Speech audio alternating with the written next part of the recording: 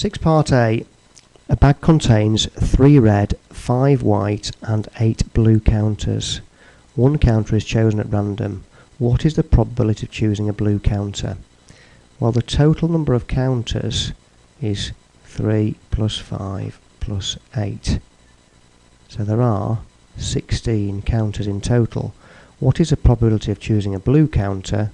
Well, there are 8 blue counters out of a total of 16. It doesn't ask us to simplify our answer, so for our 2 marks in this case, it just says 8 out of 16. A different bag contains only black counters, pink counters and white counters. When one counter is chosen at random, each colour is equally likely. So we can show that on a diagram that if we have 3 sections there, because they're all equally likely, we could have a black, a pink and a white that are equally likely. So we could have a ratio of black to pink to white of 1 to 1 to 1. Write down 2 possible values for the total number of counters in the bag. So we could have 1, 2, we could have a total of 3. We could equally have 2, 2, 2, which will give us a total of 6 in the bag. So our answer is we could have 3 in the bag, or we could have 6 in the bag. We could also go on to say 3, 3, 3, and we could have 9 in the bag. 4, 4, 4, could be 12 in the bag. But we're only asked to write down 2 possible values. Now 6 part C.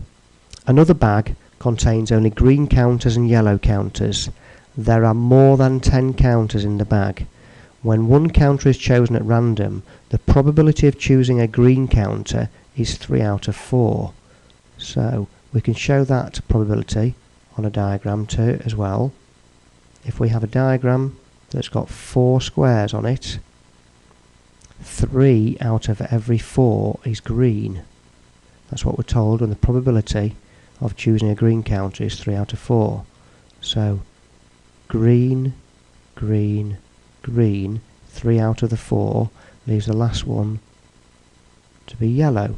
So in total we could have 4 counters there. So our ratio of, so if we look at the ratios now, of green to yellow is 3 to 1.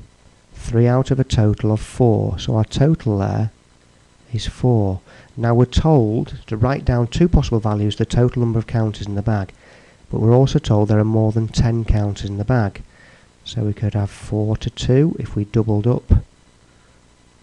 That would give us 6 total. That's not enough. 4 to 2, 3. Wouldn't have 4 to 2, I apologise.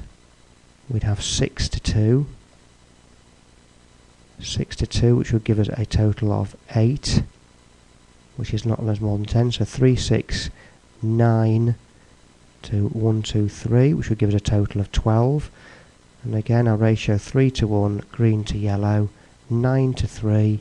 We could then go up to 12 to 4. Still in the ratio 3 to 1. This time this has been multiplied by 4, and the 1 times by 4, which would give us a total of 16. So we could have 12 and 16 as our totals for the possible values of total number of counters in the bag.